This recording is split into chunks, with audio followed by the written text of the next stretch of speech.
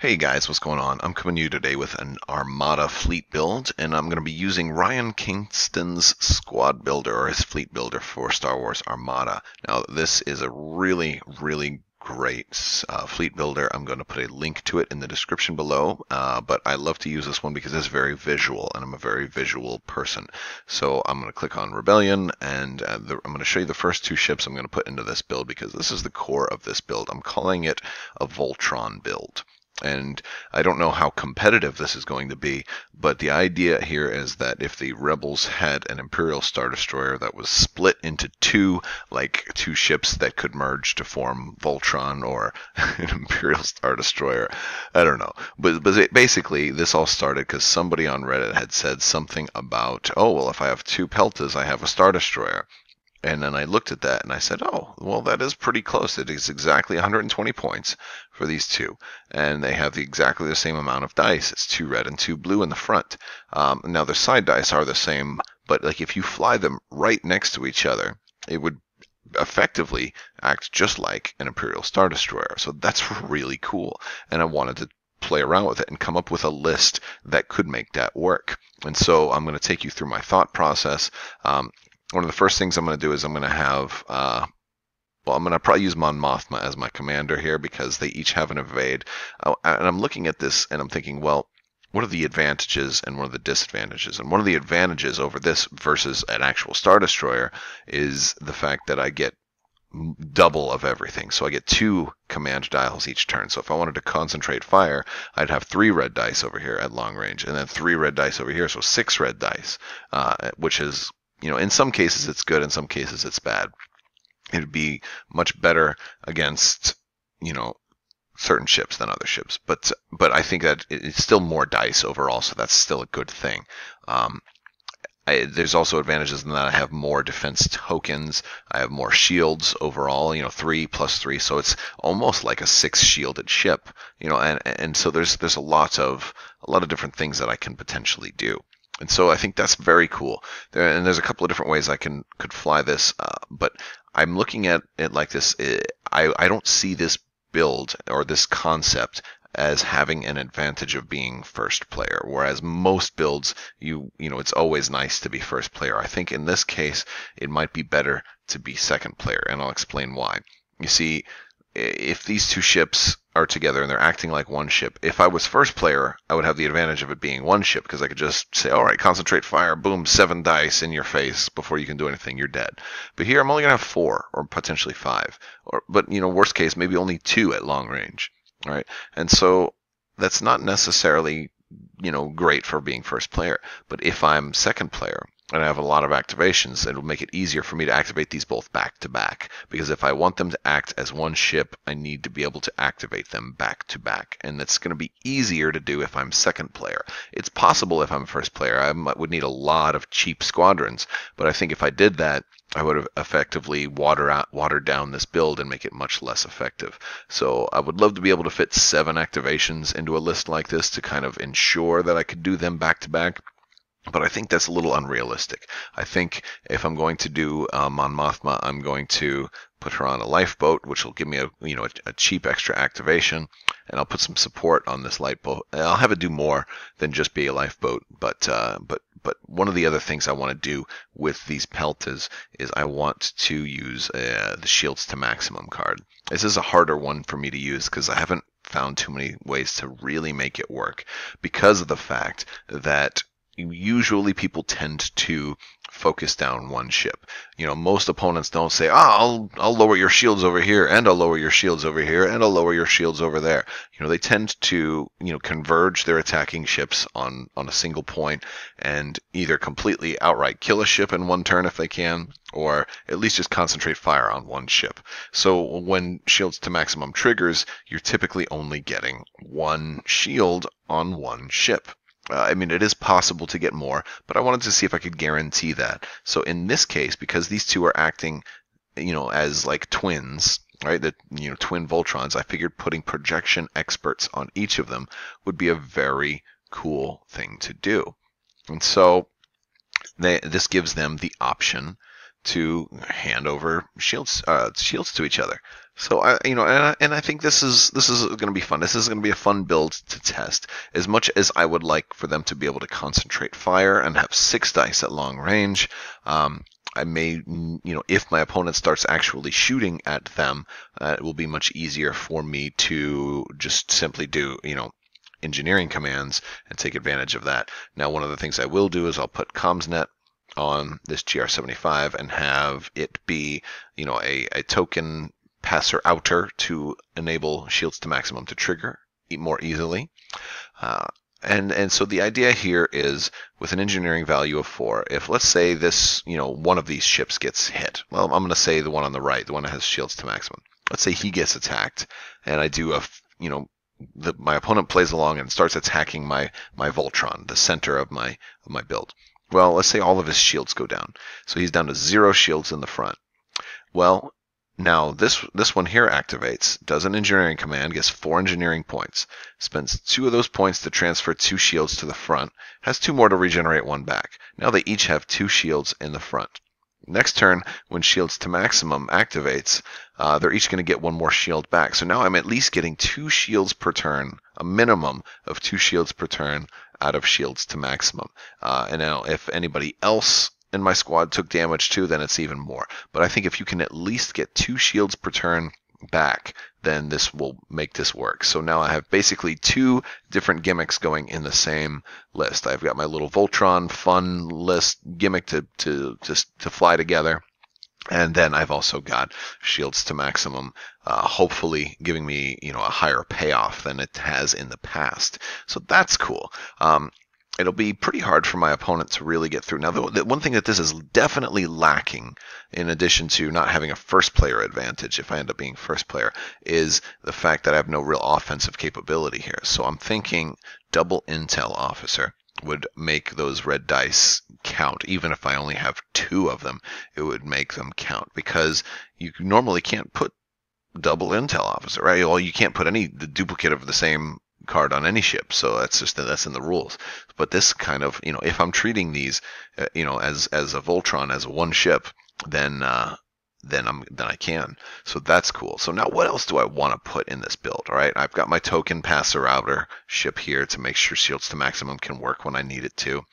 I've got projection experts on there, so I can just engineer them the whole game if I need to.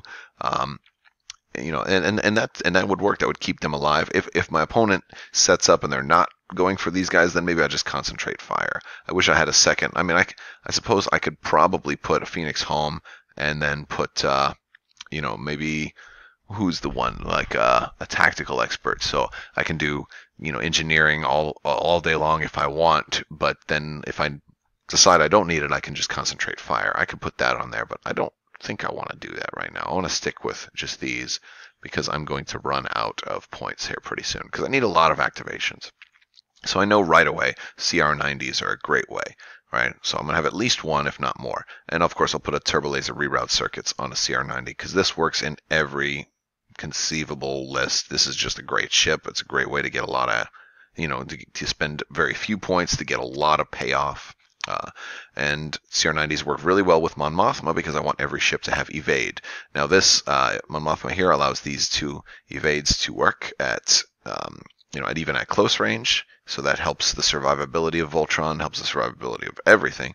And now I also am thinking about running some of MC30s. Now I could put 2 MC30s in here, and this isn't what I'm settling on, but this is something I thought about.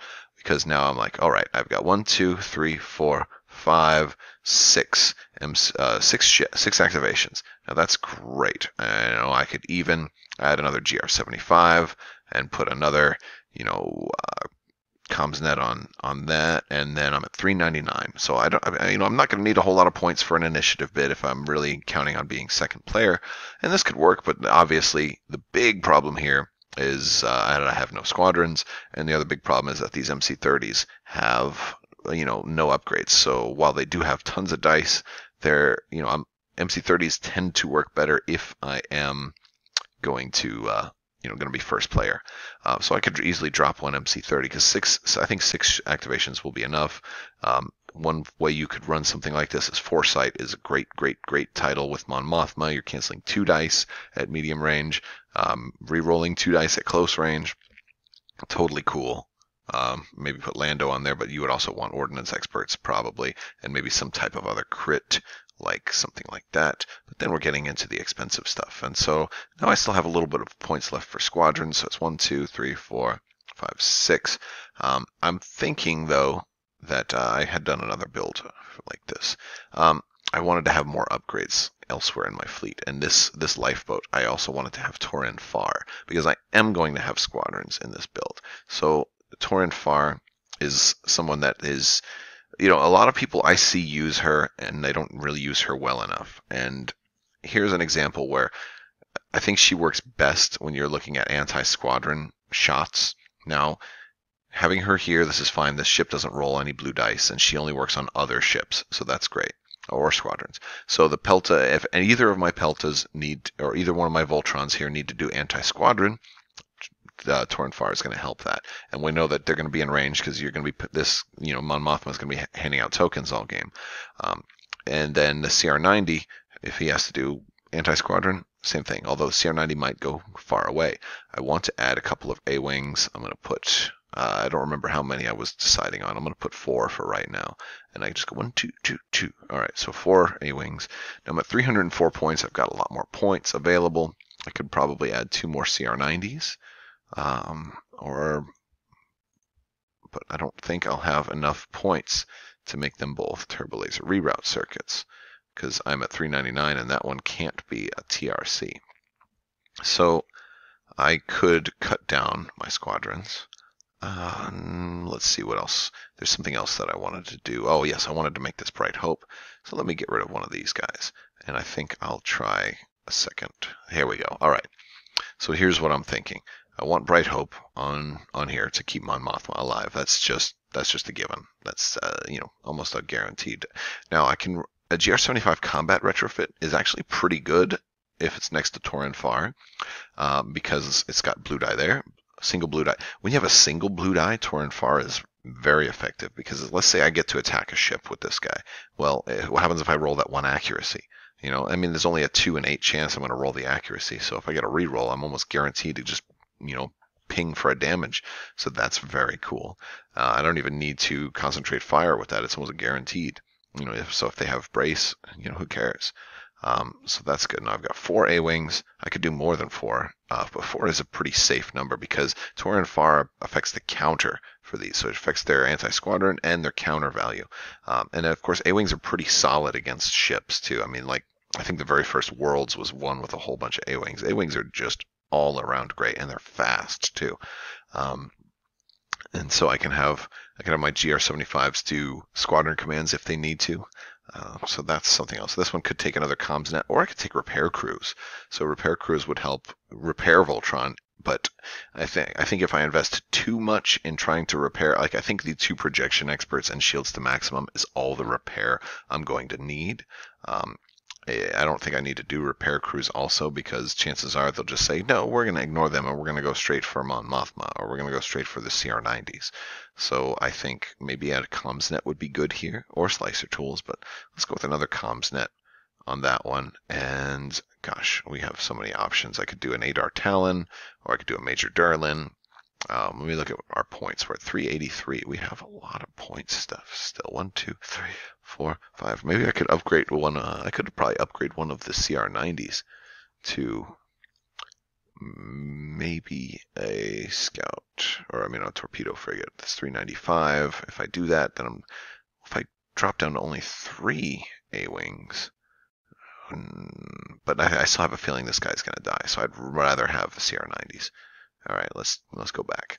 See, I'm kind of I had come up with a plan for this earlier, and as I'm looking at it, it's always changing, and it's just so easy to change things here. So let's say what if we just went up to 5 squadrons instead? Now 5 would be nice. Okay, so now let's look at what we have. What else can we add here? I could add another, but I don't want to do that. Fighters Follow Me would be dumb, because these guys are already maxed, so I wouldn't really get anything out of that. This GR75 could potentially get He doesn't want an intel officer. He could get Waylex. Waylex might help.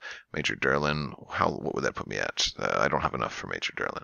So I've got 6 points here, and like I said, I don't need... There's a lot of flexibility. If you want to try this, so you could go like maybe one less squadron and upgrade this to a hero or something. Let's try Tycho. Where's Tycho? Tycho should be at the top. Oh, they're all in here. Everybody's here, even the Corellian conflict stuff. This is a great squad builder. So that puts us right at 399. So, we could do that, or we could go less and we could add Janus Light, and then maybe just go without the hero, or we got all kinds of different options we could do. And so there's a lot of flexibility, or just go one less squadron and add intel officers to your CR90s also, which just, the more intel officers you add, the nastier a build will become. So yeah, let's try that. Let's try adding an intel officer, and how many points does that put us at if we do that to both of those? It's a lot of intel officers. It's 397, and I give one Janus Light, and there we go. So now we've got, or what about Tanta V4? I hate saying Tanta V4. Before you gain a command token, over a friendly ship. So that could effectively, if you needed to give each of them an engineering token to do that, that's too much. That's too much. I've got enough. So Janus Light, and we got one more point, and I don't think I want to do anything else with that other point. Maybe medical team. There you go. So like I said, if we want to be second player, so then here's the list. So 2 Peltas, there's Voltron. One of them has shields to maximum. Mon Mothma on the lifeboat with Torin Farr buffing the fleet. Comsnet and Bright Hope. CR90 with Intel Officer TRC. CR90 with Intel Officer TRC. Janus Light and medical team. And a GR75 with another Comsnet. I don't know, yeah, and then 4 A-Wings. So, and this guy can just be squadron. He can even hand out some squadron tokens at the beginning as well, and then we'll do that. So yes, 4 A-Wings is going to be good. We got Torin Farr buffing everybody. Everybody takes advantage of Torin Farr, so that's good. And that's still six activations. As second player, you're usually going to face 3 or 4 ships, so your chances of you being able to activate both of these back to back are very, very high this way. Although you can easily change this to have less upgrades and fit a 7th activation in there. You probably would only have to deal with maybe having only 3 squadrons. So you would run that risk, but let's look at objectives. I obviously, if I've got a lot of activations, opening salvo is kind of my go-to for that. And then what else do we have? This is tough. I usually don't put too much thought into this, but as second player, I'm probably going to need to. I really think ion cannon will be good to kind of help force them to come to me. I think minefields would also kind of help force them to come where I want them to come. I'm just reluctant to use minefields because I don't have any squadrons with strategic, and that would be really helpful if I had had a VCX in there. And I don't think I can. Well, let me see if maybe I could fit it. Maybe I could fit a VCX. Go down. There we go. What if I put a VCX in there and got rid of these intel officers? I don't really need them on there, and then drop that. So then I could, all right, so I could probably live with that. Now I've got ion cannon and minefields. I do at least have one strategic, so in case somebody tries to walk their minefields towards me, I can counter it a little bit. It's not a terrible idea. So now we've got opening salvo. So if they choose that, extra dice, lots and lots of extra dice. Sure, that'd be lovely. Planetary ion cannon that kind of keeps them from flanking. I can just kind of put those on the sides and just force them to come into the front of Voltron. And then the same thing with minefields, kind of just put them to the sides and force them to come into the front of Voltron. It'll be a little tricky to turn this, and so flying this would be tricky, but I think it would be a really fun build to fly, especially if you're just doing a casual game and you don't want to take it too seriously. And then, of course, you don't have to fly them close together, too. You could just split these two up. But I think keeping them very, very close would be thematic with the whole idea of this is the Rebel version of a Star Destroyer. It's just 2 ships. So let me know what you think. Is this just a completely silly build, or do you think this is something you might want to fly? And maybe you would make some changes to it that I haven't made. Or, I gave you a lot of options. Do you think MC30s would be better than CR90s with TRC? Or do you think it'd be too costly? How many squadrons would you have to sacrifice to fly your version of this with MC30s instead?